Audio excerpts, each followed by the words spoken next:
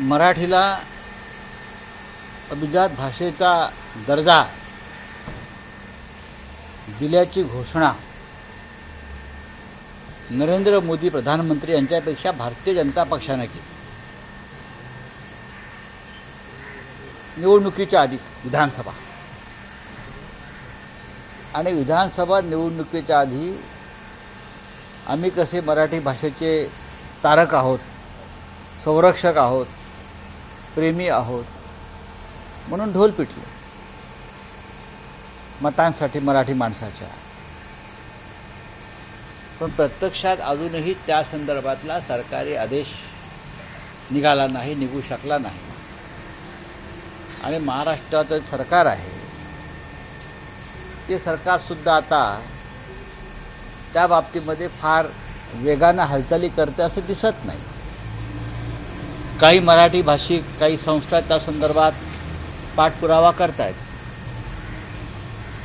पण ज्यांनी ही घोषणा केली दिल्लीतून, ट्विटरवर जाहीर केलं प्रधानमंत्र्यांनी, मग इथे राज्याचे मुख्यमंत्री, उपमुख्यमंत्री, त्यांचे मंत्री यांनी पेढे वाटले.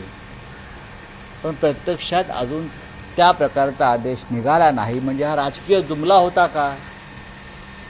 हा राजकीय जुमला होता का? मराठी भाषेबरोबर अजून काही भाषांना हा दर्जा दिला होता. त्यातल्या काही भाषांच्या संदर्भात जी आर निघाला आहे. मग पाली असेल किंवा अन्य भाषा काही होत्या, त्यांचा जी आर निघाल्याची माझी माहिती आहे. त्यांनी पाहावं. पण अद्याप मराठी भाषेसंदर्भातला अध्यादेश अभिजात भाषा म्हणून देण्याची जी घोषणा केली त्या संदर्भात अजूनही एक प्रकारे नैराश्य आहे.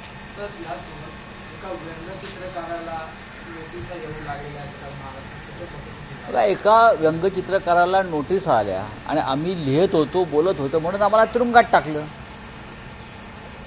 एकच आहे ते. एक व्यंगचित्रकार जो सरकारवर काही व्यंगात्मक भाष्य करतो. या देशाला व्यंगचित्राची फार मोठी परंपरा आहे. मग शंकर असतील, आर के लक्ष्मण असतील, हिंदुहृदय सम्राट बाळासाहेब ठाकरे यांनी त्या व्यंगचित्रातून एक साम्राज्य उभं केलं राजकारणात आणि समाजकारणात. शिवसेनेचा जन्मच मुळी व्यंगचित्रकलेतून झालेला आहे. तेव्हा हिटलरला सुद्धा आव्हान देणारा डेव्हिड लो होता. असे अनेक व्यंगचित्रकार आम्ही पाहिले. पण या देशामध्ये समाज माध्यमांवर, वृत्तपत्रामध्ये व्यंगचित्र सरकार विरुद्ध जे काढत आहेत त्यांना गुन्हेगार ठरवलं जात आहे. हे हिटलरच्या काळामध्ये होत होते. हिटलरनं डेव्हिड लो हा व्यंगचित्रकार हिटलरच्या विरुद्ध व्यंगचित्र काढतो आहे टोकदार म्हणून त्याला जिंदा या मुर्दा पकडण्याचे आदेश त्याच्या सैन्याला दिले होते.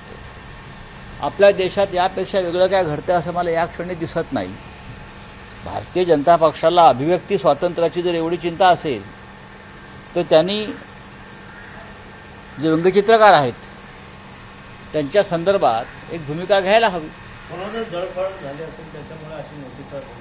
नाही, हे नरेंद्र मोदींना कळत नाही का?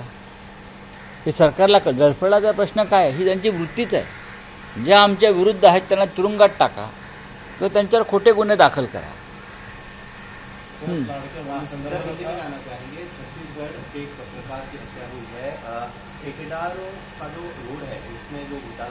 मुकेश चंद्रकार पत्रकार है छत्तीसगढ़ में,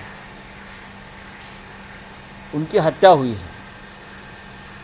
उस पत्रकार ने वहाँ का जो भ्रष्टाचार है, रोड कंस्ट्रक्शन हो या और कुछ हो, वो भ्रष्टाचार को उजागर किया था. कैसे वो रोड का जो बिल है वो कैसा बढ़ा चढ़ाकर करोड़ों रुपए अपने खाते में लाए हैं उस बारे में उसने. लेकिन ये तो महाराष्ट्र में भी हो रहा है ना. महाराष्ट्र में क्या हो रहा है? मुकेश चंद्रकार की हत्या का मैं एक समांतर देखता हूँ संतोष देशमुख की हत्या की तरफ. संतोष देशमुख की हत्या भी उसने अन्याय और भ्रष्टाचार के खिलाफ आवाज़ उठाई महाराष्ट्र में, इसलिए उसकी हत्या हो गई. वो आज भी जो आका है उसके आज भी मंत्री परिषद में बैठे हैं। और मुकेश चंद्राकार की हत्या उसी वजह से हुई कि भ्रष्टाचार के खिलाफ आवाज़ उठाई है और वहाँ बीजेपी की सरकार है। इसी तरह से झारखंड में रूपेश कुमार सिंह नाम का एक पत्रकार है जो जंगल में जो भ्रष्टाचार हो रहा है उसके खिलाफ आवाज़ उठाया। रूपेश कुमार सिंह ने वो 2 साल से 3 साल से जेल में उसको सड़ाया गया है। उसको क्या सेक्शन लगाकर उसको जेल में बंद कर दिया। ये पूरे देश में चल रहा है, झारखंड में चल रहा है, छत्तीसगढ़ में चल रहा है, महाराष्ट्र में चल रहा है, दिल्ली में चल रहा है। और ये लोग कहते कि यहाँ लोकतंत्र है। ये कौन सा लोकतंत्र है? मुकेश चंद्राकार और संतोष देशमुख बीड़ महाराष्ट्र में जो 2 हत्याएं हैं, मैं उनको उसमें एक समानता देखता हूँ। दोनों ने भ्रष्टाचार के खिलाफ, अन्याय के खिलाफ आवाज़ उठाई और उनकी हत्या हो गई। और दोनों राज्य में बीजेपी की सरकारें हैं। दिल्ली में चुनाव होने वाले हैं, उसके पहले आज कुछ ही घंटों में प्रधानमंत्री जो है 12,200 करोड़ से अधिक की परियोजनाओं का जो वो उनकी आदत है, वो नशा है उनको। चुनाव से पहले इस प्रकार के हजारों करोड़ की घोषणाएं कर, महाराष्ट्र में भी कर गए ना। जहाँ चुनाव है वहाँ प्रधानमंत्री जाते हैं, 5 साल तक कुछ करते नहीं। चुनाव की तारीख की घोषणा होने से पहले 1 महीना जाते हैं और ये सब घोषणाएं परियोजना की करते हैं और 5 साल तक चुप बैठते हैं। ये होता है। लेकिन दिल्ली की जनता जो है, मैं देख रहा हूँ केजरीवाल जी के साथ है। हाँ, एक विधायक का बयान आया है, उन्होंने वीडियो बनाकर कहा है कि हर दिन यूपी में 50,000 गाय की हत्या हो रही है। और इस तरीके का बयान होने की एक तरफ जो बीजेपी है वो गाय को राजमाता का दर्जा देती है, दूसरी तरफ यूपी के एक विधायक है, उनका इस तरीके से बयान आता है कि यूपी में हर दिन 50,000 गाय की हत्या हो रही है। देखिए, वो जो विधायक साहब है, मैं उनका आभारी हूँ कि देश के सामने बीजेपी का असली चेहरा सामने लाया।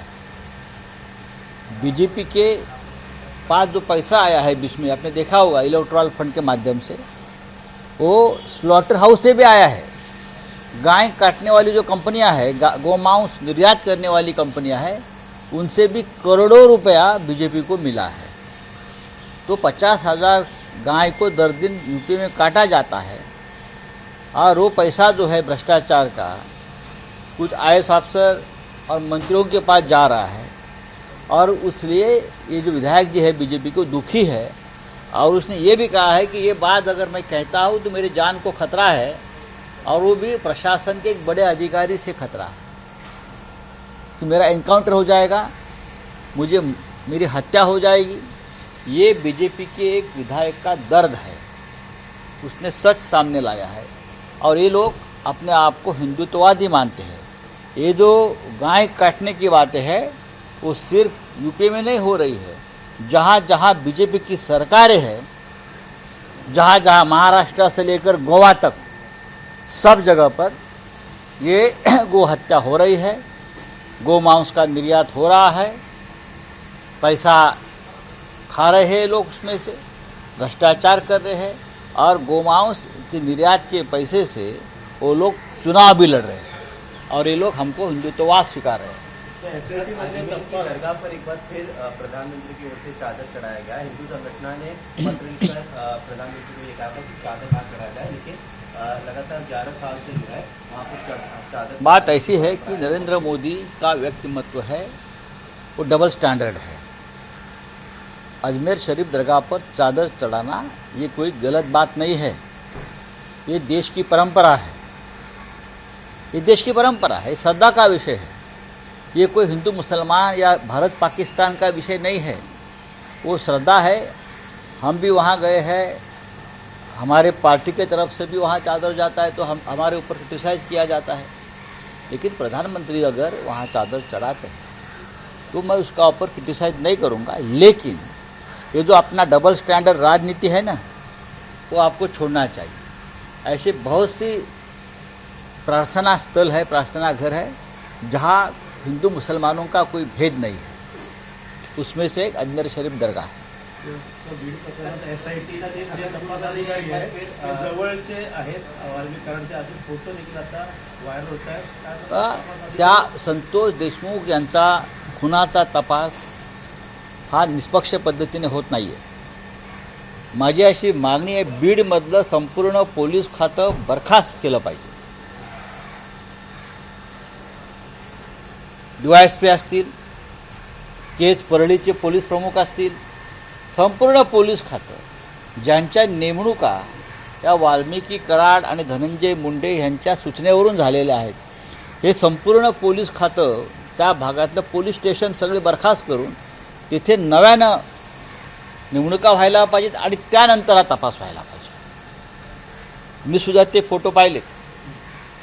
SITमध्ये जो एक अधिकारी आहे तो मुख्य आरोपीच्या गळ्यात गळा घालून गुलालांना माखलेला आहे, एकत्र अशा मिठ्या मारतायत, एकत्र आहेत. हे निष्पक्षपातीपणे तपास करणं हे अवघड आहे अशा पद्धतीनं. त्याच्यामुळे बीड परळीसह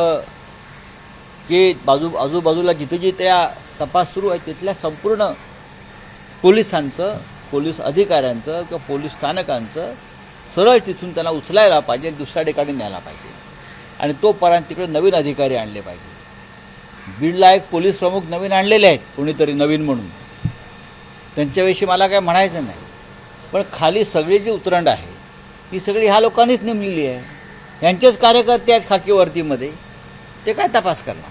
राज्याची आर्थिक परिस्थिती बिकट आहे.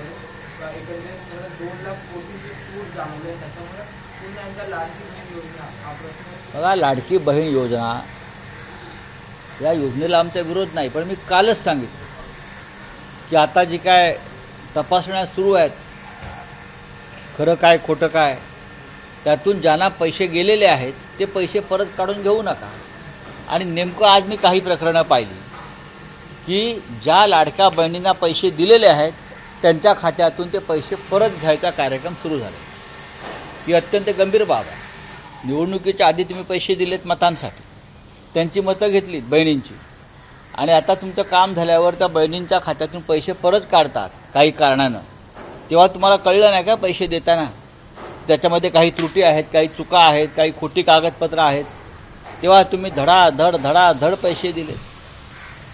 राज्यामध्ये फार मोठी वित्तीय तूट आहे. राज्य आर्थिक संकटात आहे, हे आम्ही वारंवार सांगतो. या राज्यात विकासाच्या कामासाठी नव्हे तर सरकारी कर्मचाऱ्यांना पगार देण्यासाठी पैसे नाही, शिक्षकांना पगार देण्यासाठी पैसे नाही आहेत. अशा वेळेला तुम्ही या तिजोरीतून उधळपट्टी करत असाल तर ते पूर्णपणे चुकीचं आहे. रक्षाबंधन आणि भाऊबीज पण त्याच वर्षातून झाली लाडक्या बहिणी. नाही, काही करू शकतात. निवडणुका जिंकण्यासाठी त्याने जे हातखंडे वापरले ते आता हळूहळू उघडवतात. ABP माझा, उघडा डोळे बघा नीट.